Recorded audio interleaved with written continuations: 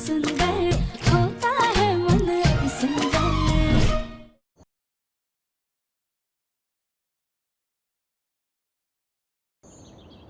अब हमें यहाँ रुकने के लिए मजबूर मत कीजिए, हम नहीं रुक पाएंगे। आपको पता है मम्मी, आज तो मंदिर में ना हम पापा जी से भी मिले थे।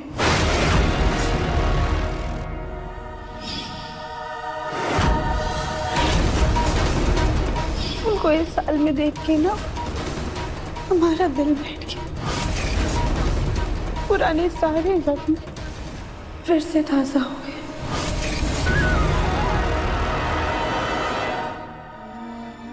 बेटा, बेटा हमारी बात सुन।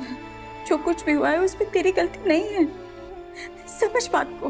पर मम्मी, घर वालों को तो यही लगता है ना कि इन सारी चीजों के जिम्मेदार हम हैं। मम्मी, हमने ना उस नकली राधिका को ढूंढने की बहुत कोशिश की ताकि सारा सच सबके सामने आ जाए, पर वो हमें कहीं मिल ही नहीं। हम जानते हैं मम्मी कि पापा जी की इस हालत के जिम्मेदार हम नहीं हैं, पर अपनी बेगुनाही साबित करने का हमारे पास कोई सबूत भी तो नहीं है। हम अपने परिवार वालों की नफरत सहकर पूरी जिंदगी गुजार लेंगे, पर अब उन्हें और तकलीफ नहीं देना चाहते हैं।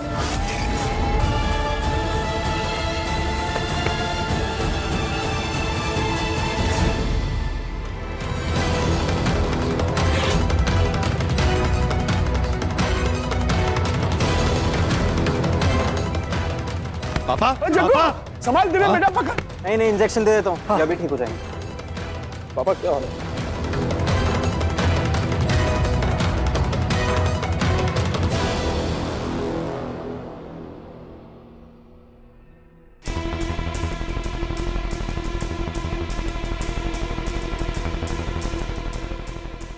डॉक्टर, लेकिन अचानक से पापा को क्या हो गया? आज से पहले तो कभी ऐसा नहीं हुआ। जग्गू इतने महीनों से एकदम शांत था, आज हम पूजा के लिए मंदिर गए थे, अचानक ऐसी हालत हो गई। देखिए, ऐसा हो सकता है कि उन्होंने कुछ ऐसा देखा हो जिससे उन्हें अपने अतीत के बारे में याद आया हो, या फिर ऐसा भी हो सकता है कि उन्होंने कुछ ऐसा सुना हो मंदिर में जिससे उनको पैनिक अटैक आ गया। हाँ, शायद ऐसा कुछ हुआ होगा। आज जब हम मंदिर में गए तो वहाँ बहुत ज्यादा शोर शराबा था। हो सकता है कि पापा किसी आवाज को सुनकर घबरा गए होंगे। ठीक है, अब आप लोग को घबराने की जरूरत नहीं है, मैंने इंजेक्शन दे दिया है, उन्हें आराम मिल जाएगा। ठीक है। मुझे लगता है हम सबको यहाँ से जाना चाहिए, जग्गू को पूरा आराम मिल जाएगा। रानी बहू, ये जरा साफ कर देना। जी, मैं झाड़ू लेकर आती हूँ।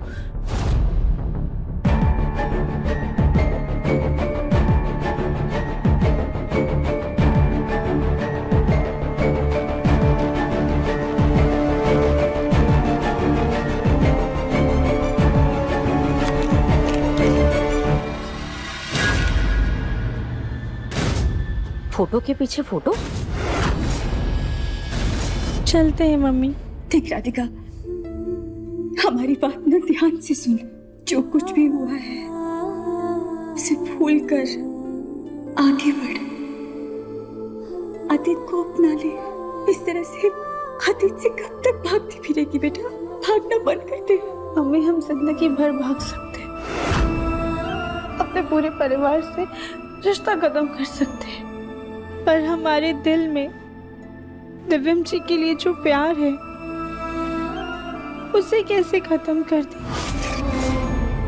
अब तो टूटे हुए दिल के सहारे ही हमें अपनी जिंदगी गुजारनी होगी, उसके अलावा और कोई रास्ता नहीं है हमारे पास।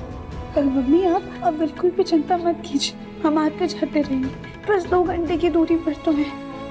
अब जब बुलाएंगी हम तब आपसे मिलने आ जाएंगे। फिर प्लीज आप हमें यहाँ रुकने के लिए मत कहिएगा। मम्मी, हम रुक नहीं पाएंगे। नहीं रुकेंगे, लेकिन आते रहना। बस बेटा अपना ख्याल रखना, खुश रहने की कोशिश करना। भगवान करे तुम्हें तुम्हारी सच्चाई का सबूत मिल जाए, तब तक भोलेनाथ तुम्हारी रक्षा करे।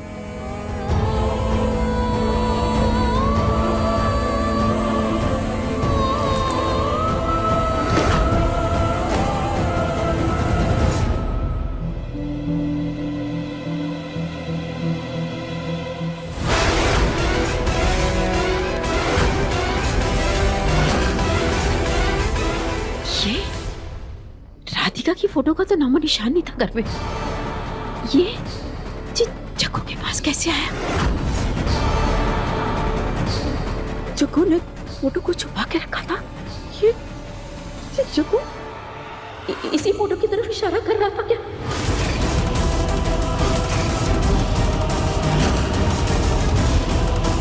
देखिए, ऐसा हो सकता है कि उन्होंने कुछ ऐसा देखा हो जिससे उन्हें अपने अतीत के बारे में याद आया हो। क्या राधिका जग्गू को मिली तो नहीं आज?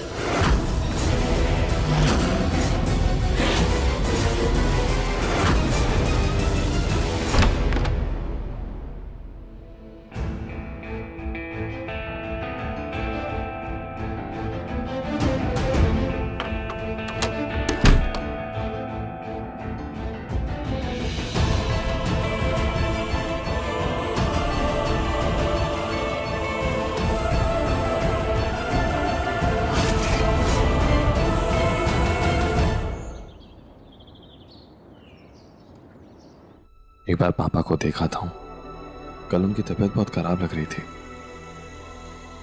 मुन्ना अपने पापा को देखने जा रहा है? हाँ माँ। तो उनकी इतनी चिंता मत कर, रानी है ना, वो उनका अच्छे से ख्याल रख रही है। अगर तुझे हमारी बात पर यकीन नहीं है तो चल करके देख ले, आजा। पापा जी ये देखिए, इस कंपनी के शेयर्स आज गिर गए और ये वाली जो कंपनी है ना, आपकी दवाई का टाइम हो गया।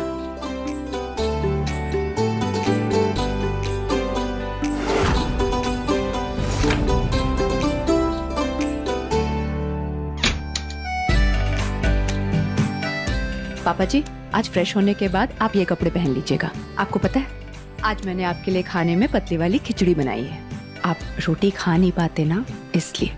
और जब तक खाने का टाइम होता है ना, मैं आपके लिए ये संतरे छील देती हूँ, आपके लिए बहुत अच्छा रहेगा। देखा मुन्ना, रानी को कितनी फिक्र है तेरे पापा की। सारा दिन बस इन्हीं की सेवा में लगी रहती है और थकती भी नहीं है। इतनी खूबसूरत है, पढ़ी लिखी है, लेकिन जरा भी घमंड नहीं है इसे, वरना तो आजकल की बहुओं के 100 नखरे होते हैं। हम तो बहुत खुश हैं कि रानी तेरी जिंदगी में आई।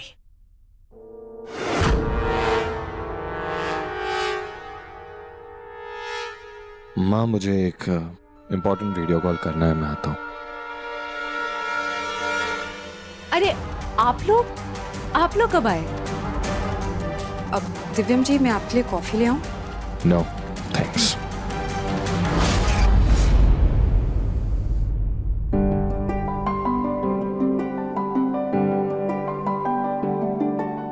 रानी बेटा बिल्कुल भी परेशान मत हो। दिव्यम को ना सबके साथ घुलने मिलने में थोड़ा ज्यादा वक्त लगता है। राधिका तो उसको एक आंख नहीं भाती थी, फिर भी हमारे बच्चे का मोम जैसा दिल पिघल गया उसके लिए। और तुम तो राधिका के आगे भला की खूबसूरत हो, बिल्कुल परी जैसी हो, खानदानी हो। तुम देखना दिव्यम ज्यादा दिन दूर नहीं रह पाएगा तुमसे। जी मम्मी जी, लगता है धोबन आई होगी, मैं पापा जी के कपड़े देकर आती हूँ।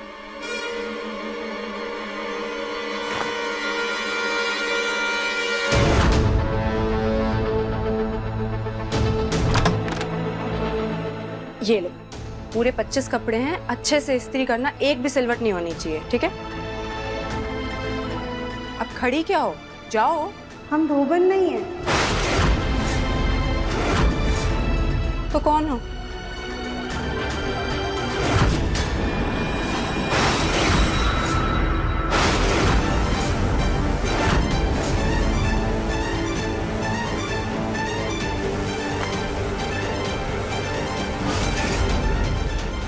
ये कौन है? नई नौकरानी है क्या? कपड़ों से तो नहीं लग रही।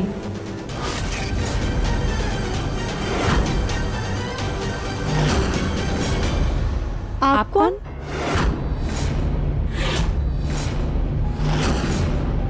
तुम मुझसे पूछ रही हो कि मैं कौन हूँ? पहले तुम बताओ कि तुम कौन हो। शायद आप घर में नहीं आई हैं, पापा जी की देखभाल करने आई होंगी, इसलिए आप हमें जानती नहीं है। आप घर में से किसी और को बुला दीजिए, सब जानते हैं हमें। एक तो बता नहीं रहे हो कि कौन हो, ऊपर से अपना सामान लेके मुंह उठा के चलिए। देखिए हम आपसे कह रहे हैं ना, आप घर में से किसी और को बुला दीजिए, फिर आपको सब पता चल जाएगा। ये मेरा ही घर, मैं किसको बुलाऊं? दादी हर कर्मचारी को अपने घर का सदस्य मानती है, इसलिए शायद ये ऐसा कह रही होगी। जी हम जानते हैं, लेकिन हम आपसे मिलने नहीं आए हैं, हम बाकी घर वालों से मिलना चाहते हैं। तुम्हारे कहने का क्या मतलब है? तुम मुझे बाहर वाला कह रही हो? तुम्हारी इतनी हिम्मत? जाओ, नहीं बुलाऊंगी मैं किसी को। अपना ये सामान उठाओ और निकलो यहाँ से।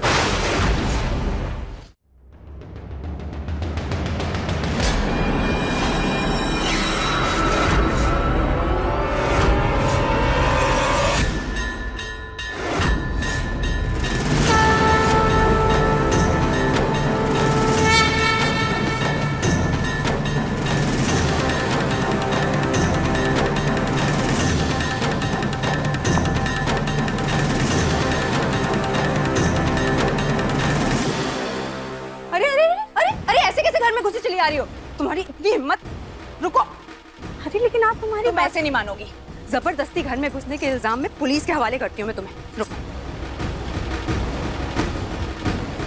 Hello police?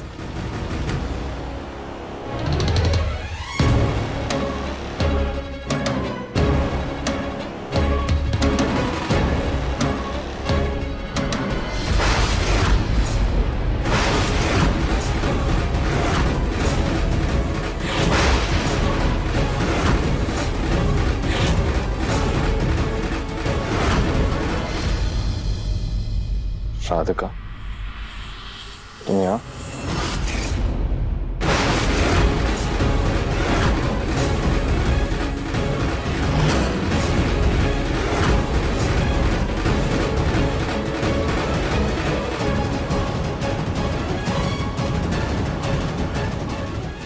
ओह, तो ये राधिका है, दिव्यम जी की पहली पनौती, मतलब पत्नी। ये यहाँ क्यों आई है? हमारी शादी तो हो गई है, लेकिन क्या तुम आने वाले सारे जन्मों के लिए मेरी पत्नी बनोगी?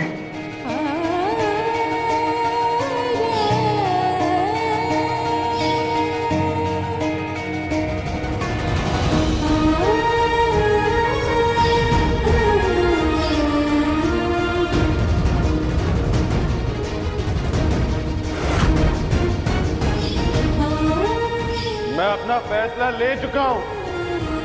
जाओ यहाँ से।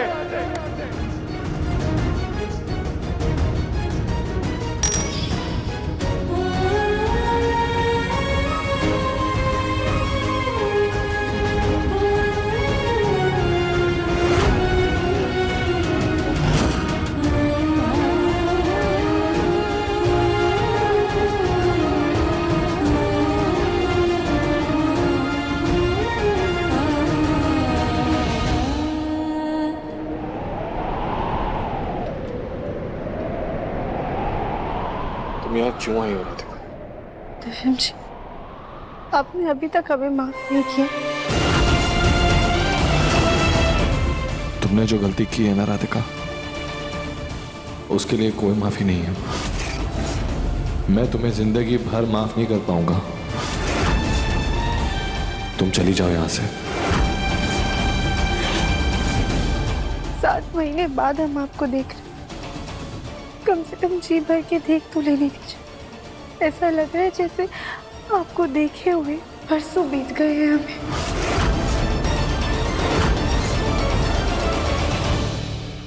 ये हालात तुम्ही ने पैदा किए हैं राधिका।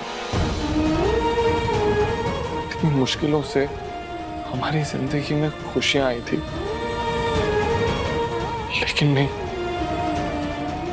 तुमने सब कुछ खत्म कर दिया राधिका। चली जाओ यहाँ से। वही तो दिव्यम जी, जो गलती हमने की ही नहीं है, आप हम दोनों को उसकी सजा दे रहे हैं। काश आप हमारी बेगुनाही पर यकीन कर पाते। काश तुमने वो गलती की ही नहीं होती।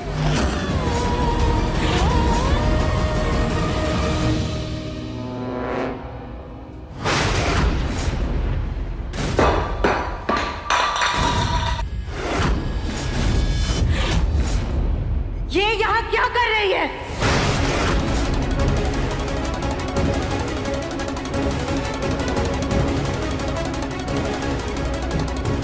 तुम्हारी हिम्मत कैसे हुई हमारे घर में वापस आने की? माँ जी दरअसल वो हमें बस एक शब्द नहीं सुनना है हमें। मुन्ना के पापा को लाचार करने के जुर्म में तुम्हें जेल में होना चाहिए था।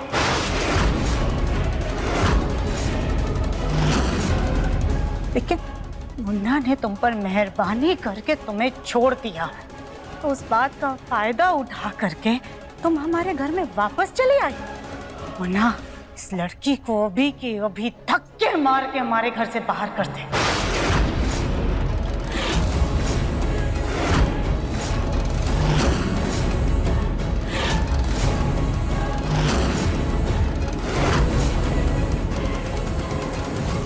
राधिका कहीं नहीं जाएगी।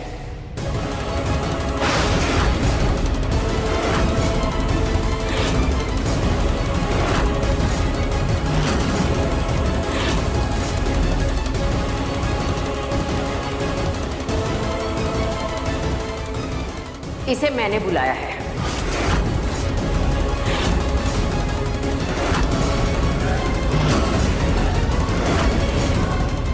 लेकिन क्यों? तुम्हारे क्यों का जवाब मैं बाद में दूंगी। राधिका, तुम अंदर आ सकती हो। माँ जी,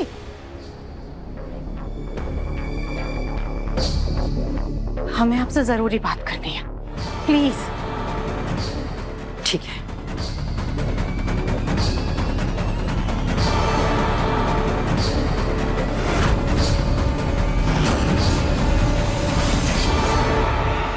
आपने बिना किसी को कुछ बताए, बिना किसी से कुछ पूछे उस राधिका को घर में कैसे बुला लिया?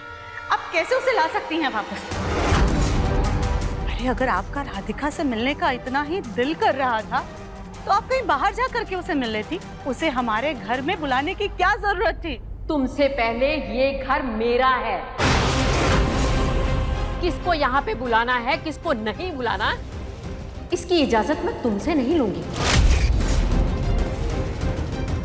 माफ कीजिएगा माँ जी, हमारे कहने का ये मतलब बिल्कुल भी नहीं है।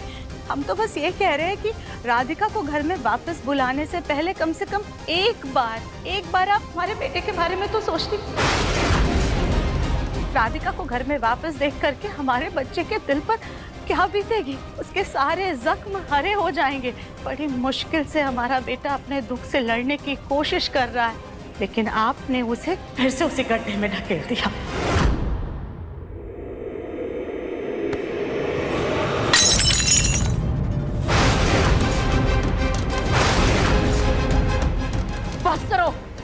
बंद करो ये हमारा बेटा की रट। अरे जब मेरा बेटा सही था तब तो तुम्हारी इतनी जुबान नहीं खुलती थी जितना अब बोल रही हो।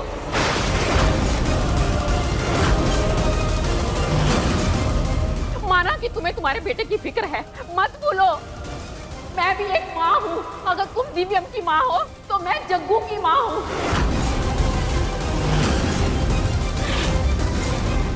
तुम अपने बेटे के दुख में मेरे बेटे को भूल सकती हो, लेकिन मैं ऐसा नहीं कर सकती, समझी?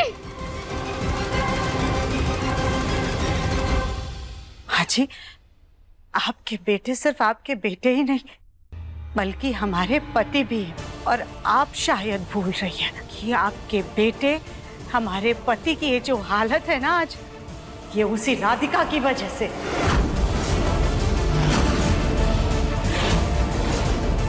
आपने उसे ही घर में वापस बुला लिया। दादी, ये तो मैं भी पूछना चाहता हूँ कि आपने राधिका को घर में वापस क्यों बुलाया? मैंने राधिका को यहाँ जग्गू की वजह से बुलाया है।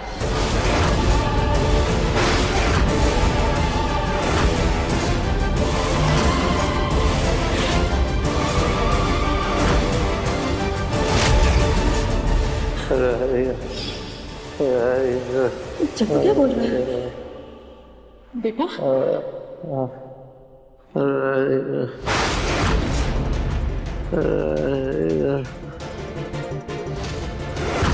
राधिका, बेटी दिनों के बाद जग्गू ने बोलने की कोशिश की, वो भी सीधा राधिका का नाम लिया।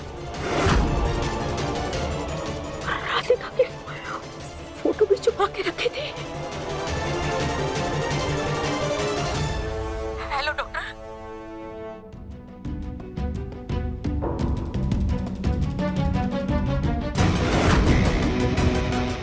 माँ जी, ऐसा है तो आपको राधिका को बुला लेना चाहिए। मुझे लगता है अब जगमोहन जी की बीमारी का इलाज वही है।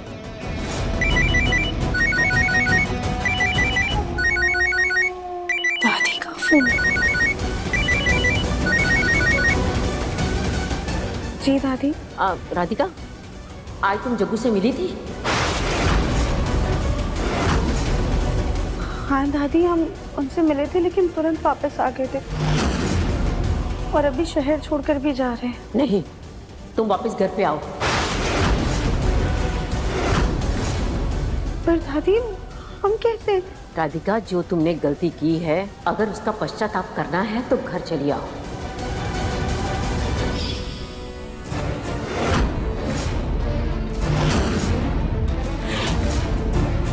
जग्गू इतने महीनों से जिंदा लाश बना हुआ था। कल पहली बार राधिका को देखकर उसके शरीर में हरकत हुई। मैंने डॉक्टर को फोन किया और उनसे बात की। उन्होंने कहा कि राधिका ही जग्गू का इलाज है।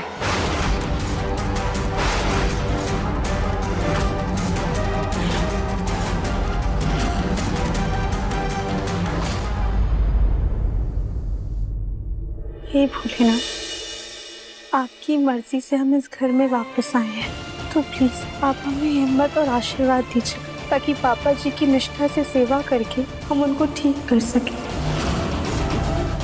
और उन्हें नुकसान पहुंचाने का दाग जो हमारे दामन पर लगा है उसे मिटा सके। उसके बाद ही सब कुछ ठीक हो पाएगा। दिव्यम जी की नजरों में अपनी भी नफरत हम बर्दाश्त नहीं कर सकते हैं।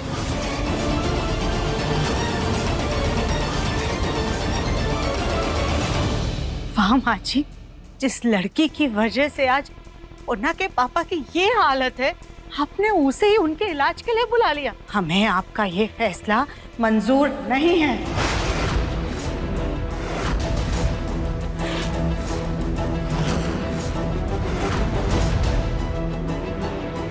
मुन्ना, तू चुप क्यों खड़ा है? तो कुछ बोल क्यों नहीं रहा है मुन्ना? क्या तू राधिका को इस घर में बर्दाश्त कर पाएगा? तू हर वक्त राधिका को अपनी आंखों के सामने देख पाएगा? तू समझाना अपनी दादी को, कुछ बोलना उन्हें। उनसे कह कि राधिका को इस घर से निकाल दे। सुजाता, मेरा फैसला आखिरी फैसला है और मैं इस घर की मुखिया हूँ। जहाँ मेरे बेटे की बात आती है तो वो ही होगा इस घर में जो मैं कहूंगी।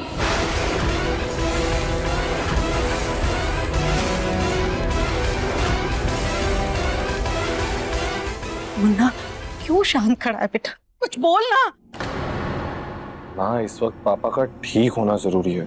अगर डॉक्टर को लगता है कि राधिका ही पापा का इलाज है तो मुझे मंजूर है।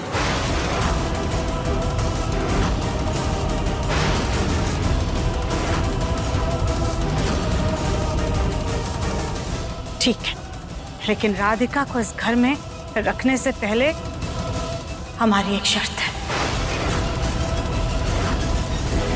तो अब तुम मुझे शर्तों में बांधोगी?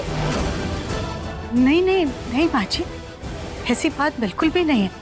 अगर आपको अपने बेटे की परवाह है तो हमें अपने बच्चे की परवाह है। हम सिर्फ इतना कहना चाह रहे हैं कि उस राधिका के सामने दिव्यम और रानी की शादी का सच नहीं आना चाहिए, क्योंकि अगर ऐसा हुआ तो इन दोनों को नजर भी लग सकती है। और आप सब तो शादी के बारे में जानते हैं, तो फिर कहीं राधिका दिव्यम और रानी पर गैर कानूनी शादी का केस ना कर दे।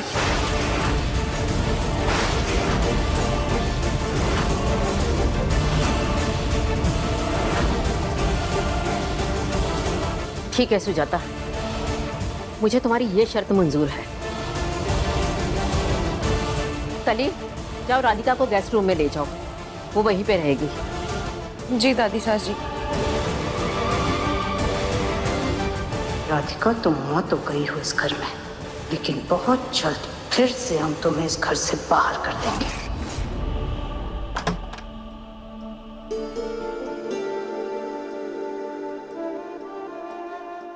ये रहा आपका कमरा देव।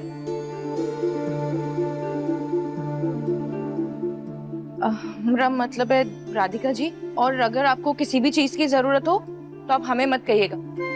आपको तो पता ही है कि इस घर में क्या कहाँ है, तो आप खुद ही देख लीजिएगा। भाभी,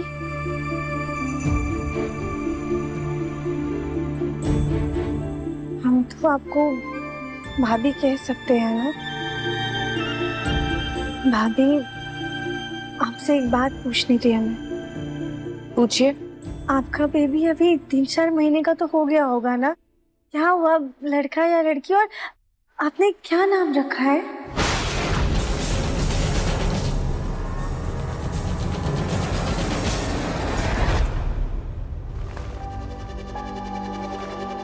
मम्मी जी आप ये क्या कर रही हैं? आप मुझे घर से निकाल रहे हैं। रानी बेटा, तुम सच में बहुत भोले हो। उस राधिका की तरह थोड़ा चंट बनो। तुमने देखा ना राधिका ने कितनी बड़ी गलती की, फिर भी वो हमारे घर में वापस आ गई और किसी ने उससे कुछ कहा भी नहीं। हमें उसका बिल्कुल भी भरोसा नहीं है। कल को हो सकता है वो तुम्हारी और दिव्यम की शादी को गैर कानूनी करार देकर के तुम्हें निकाल दे। इसलिए हम तुम्हें घर से नहीं, सिर्फ इस कमरे से निकाल रहे हैं। तुम्हारी शादी दिव्यम से जरूर हुई है, लेकिन अपने देश में 2 शादियों का कानून नहीं है। कानूनन दिव्यम की पत्नी का दर्जा तुम्हें तभी मिल सकता है जब तक वो राधिका कानूनी तौर से दिव्यम की जिंदगी और हमारे घर से दूर ना हो जाए। इसलिए जब तक राधिका तलाक के पेपर्स पर साइन नहीं कर देती है, तब तक तुम अपनी और दिव्यम की शादी का सच उसको नहीं बताओगे।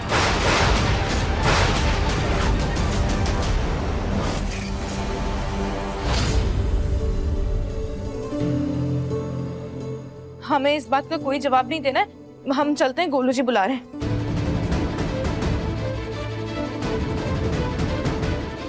बच्चे का नाम सुनते ही गली भाभी अचानक उदास क्यों हो गई?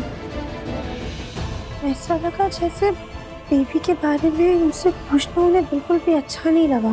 बिना जवाब दिए ही चली गई। हमें तो उनसे पापा जी की फाइल के बारे में भी पूछना था, वो भी नहीं पूछ पाए। खैर, हम जाके दिव्यम जी से ही पूछ लेते हैं।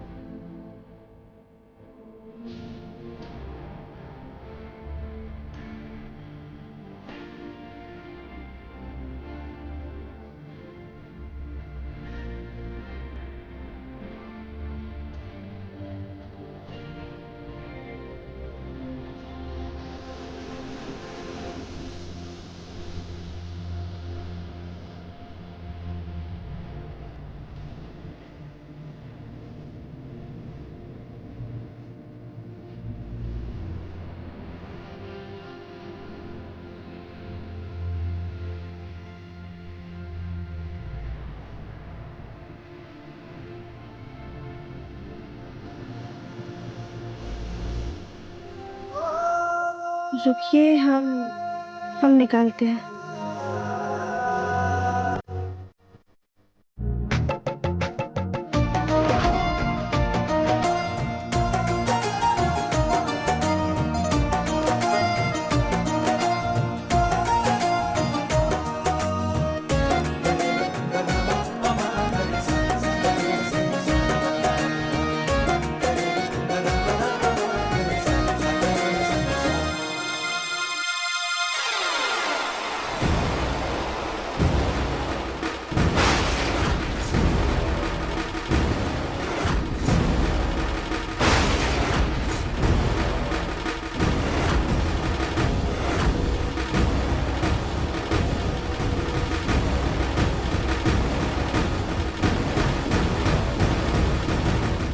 अरे रानी बेटा, तुम्हारी और दिव्यम की शादी का फोटो फ्रेम रह गया, इसे भी छुपा कर रख दो।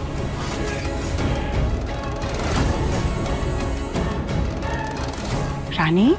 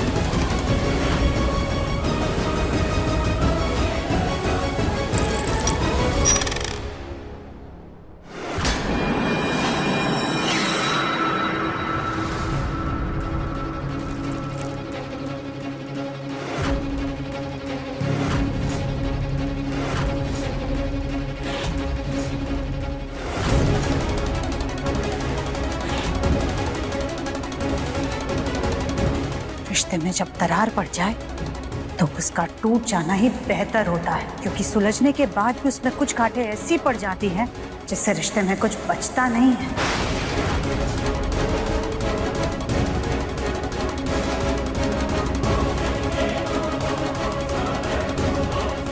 और तुम दिव्यम के कमरे के आसपास भटकने की हिम्मत भी मत करना। माँ जी, वो हमें पापा जी की दवाइयों के बारे में जानना था और उनकी फाइल भी चाहिए थी। तो वो फाइल तुम्हें दिव्यम के कमरे में नहीं मिलेगी, रानी तुम्हें वो फाइल दे देगी। पापा जी की फाइल उनके कमरे में ही है, चलो मैं आपको दे देती हूँ।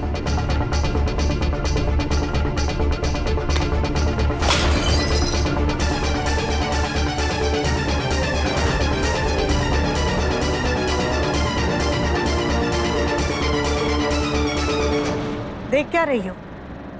जाओ रानी के साथ।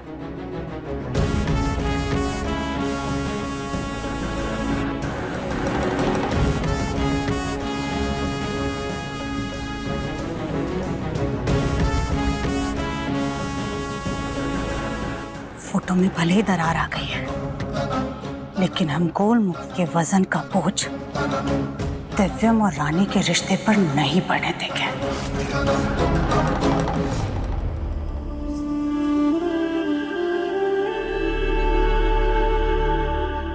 वैसे आपकी वजह से पापा जी के शरीर में जान ही नहीं रही। ये मैं नहीं बोल रही हूँ, घर में सभी बोलते हैं। वैसे आप पापा जी क्यों बोल रही हैं इन्हें?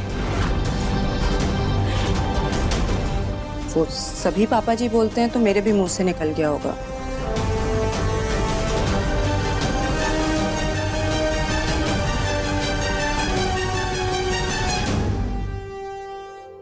पापा जी,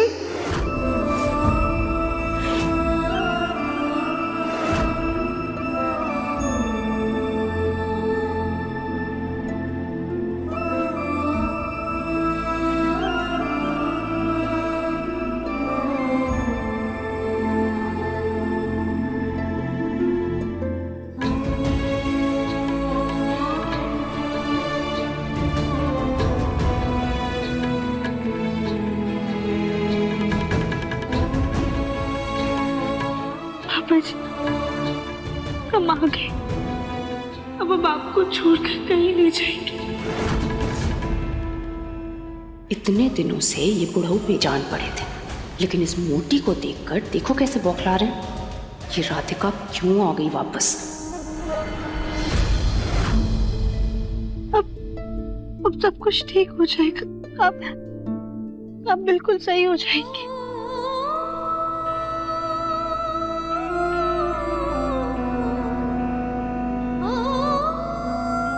लगता है पापा जी को पानी चाहिए। नहीं नहीं, वो उनका वहाँ पे चश्मा रखा है ना, उनको वही चाहिए होगा। हमेशा पापा जी अपना चश्मा वहीं पर रखते। आप प्लीज लाकर दे दीजिए।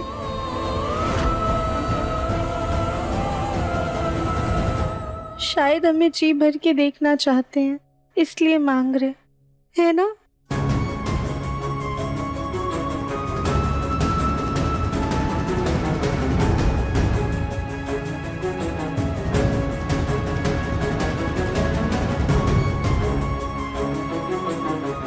ये लीजिए, ये है पापा जी की फाइल, और बाकी आपको कोई ज़रूरत हो तो बता दीजिएगा। जी थैंक यू।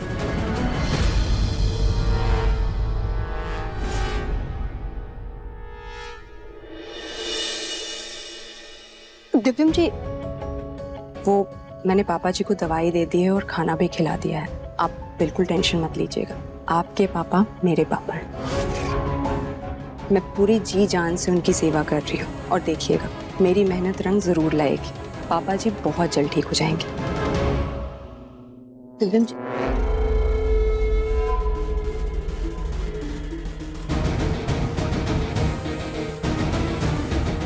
सॉरी, मुझे पता है कि राधिका के वापस इस घर में लौट आने से आपको दिक्कत है, पर आपके मन में जो भी चल रहा है आप मुझे बता सकते हैं। अर्धांगिनी हूँ मैं आपकी। मुझे कुछ नहीं बताना।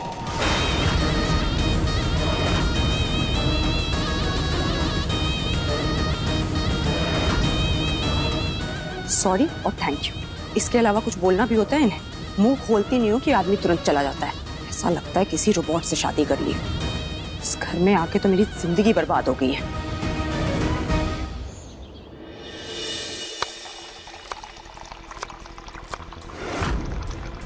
अरे नहीं देवरानी जी, प्याज काटने पर आंखों में आंसू आते हैं, ये लौकी काटने पर कब से आने लग गए? अरे चाची सासी देखिए ना, लगता है प्याज की तरह ये लौकी भी तीखी हो गई है, तभी नहीं देवरानी जी की आंखों में आंसू आ गए। ठीक है, हम देखते हैं, तुम जाओ यहाँ से। एक काम करो, पौधों में पानी डाल दो जाकर के। पर चाची सास जी, आज ही तो बारिश हुई है, पौधों में तो पानी चला गया होगा। कल ही जाकर के माँ जी के सर में तेल लगा दो, या फिर उनके पैर की मालिश कर दो जाकर के। कुछ और काम कर लो, लेकिन जाओ यहाँ से। ठीक है चाची सास जी, जा रहे हैं।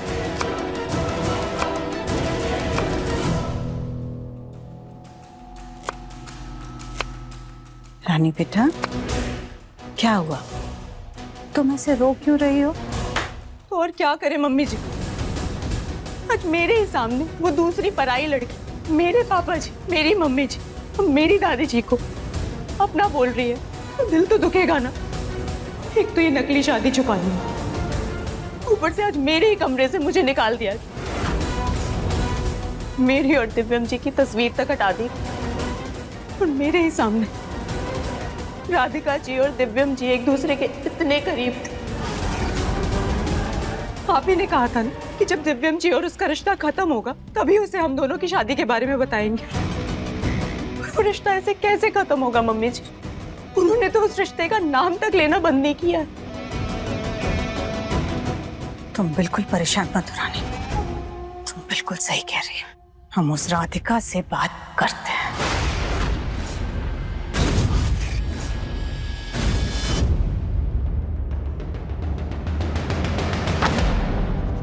तुमने इन्हें दवाई दे दी ना, अब क्या इनके सर पर बैठी रहोगी? चलो जाओ यहाँ से। अजीब, आराम से बोली। बाबू जी को बड़ी मुश्किल से नींद आई है, ऐसे शोर करेंगे तो उनकी नींद खुल जाएगी।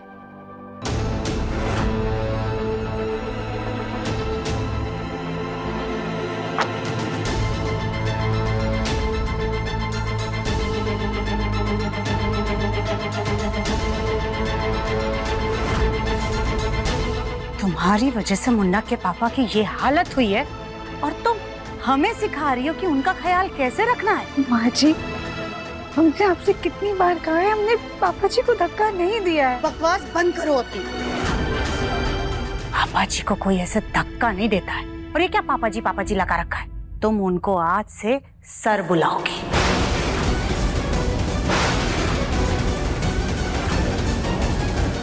क्या बुलाओगी? सर। हाँ, और हमें मिसेस बंसल, माँ जी को मैडम जी और दिव्यम को भी सर बुलाओगे।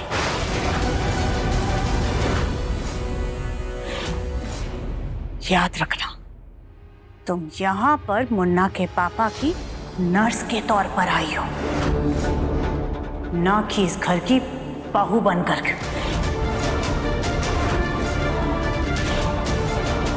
माँ जी, आपके कहने पर हम अपनों को आपके बताए हुए नाम से तो पुकार लेंगे, लेकिन नाम बदल देने से रिश्ते नहीं बदल जाते हैं। बकवास बंद करो अपनी।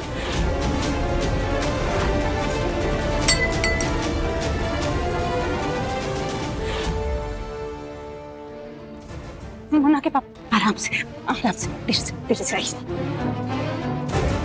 हम पानी लेकर आते हैं।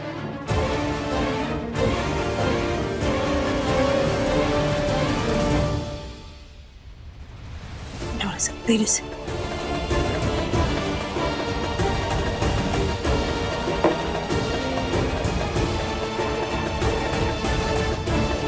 मैडम जी, हम सोच रहे थे कि हम सर के कमरे में गद्दा बिछाकर नीचे सो जाते हैं, इसी बहाने उनका ख्याल भी रख पाएंगे। कोई जरूरत नहीं है। जरूरत है सुजाता। राधिका को यही सोने दो। तुमने शायद ध्यान नहीं दिया, लेकिन हमें दिख रहा है, जब से राधिका आई है जग्गू की सेहत में बहुत सुधार हुआ है। और अगर राधिका सारा टाइम ध्यान रखेगी जग्गू का, तो जग्गू जल्द से जल्द ठीक हो जाएगा। थैंक यू दादी।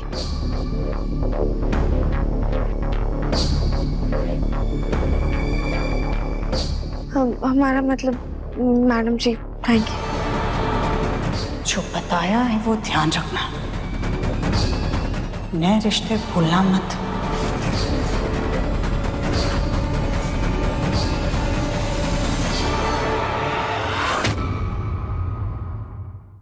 मन अति सुंदर, शाम 7:30 बजे दंगल टीवी पर।